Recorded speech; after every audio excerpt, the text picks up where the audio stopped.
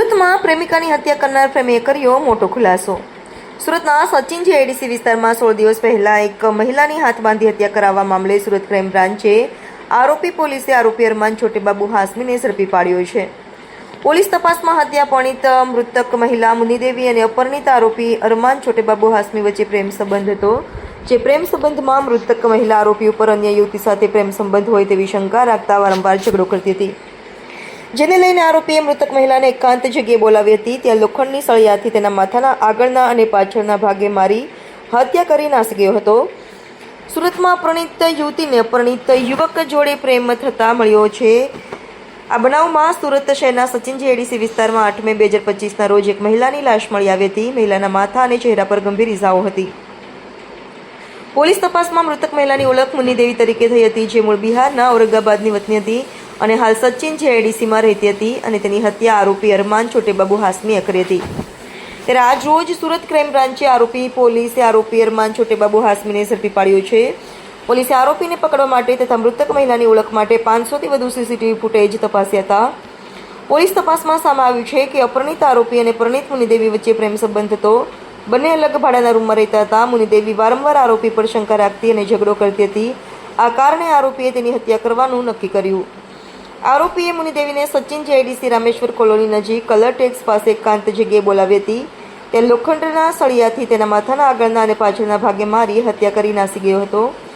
આરોપી અરમાને મૃતક મુનિદેવીની હત્યા પહેલા તેને સચિન જીઆઈડીસી વિસ્તારની એક ખાનગી હોટેલમાં જમવા માટે લઈ ગયો હતો, જ્યાં પણ બંને વચ્ચે કોઈ બાબતે ઝઘડો થયો હતો, જેના સીસીટીવી ફૂટેજ પણ સામે આવ્યા છે। ત્યારબાદ આરોપીએ મૃતક મહિલા મુનિદેવીને ત્યાંથી ઘરે મૂકી આવ્યો હતો અને ફરી તેને બહાર એકાંત સ્થળે બોલાવી તેની હત્યા કરી હતી। રિપોર્ટર સુનિલ ગાંજાવાલા, સુરત। ગઈ તારીખ 8મી મેના રોજ એક સચિન જીઆઈડીસી હદમાં એક મહિલાની લાશ મળી આવી હતી, જે ડેડ બોડી અનઆઇડેન્ટિફાઈ હતી અને એના માથામાં ઇન્જરી હતી। પીએમ દરમિયાન એમની હત્યા થઈ હોવાનું જાણવામાં આવ્યું હતું, જે બાબતે સચિન જીઆઈડીસી પોલીસ સ્ટેશનમાં ગુનો દાખલ કરવામાં આવ્યો હતો।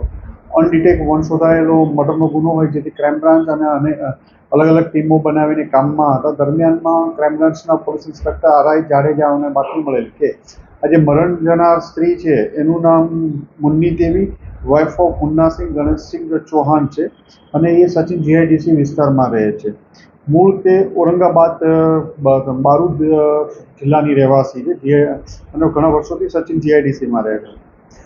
એને એક કિસમ અરમાન છોટેબાબુ હાસમી સાથે રિલેશનશિપમાં હતી અને બંને સાથે ઘણીવાર રહેતા હતા અને એના હસબન્ડ સાથે પણ રહેતી હતી અને અવારનવાર આ બંને વચ્ચે ઝઘડા પણ થતા હતા।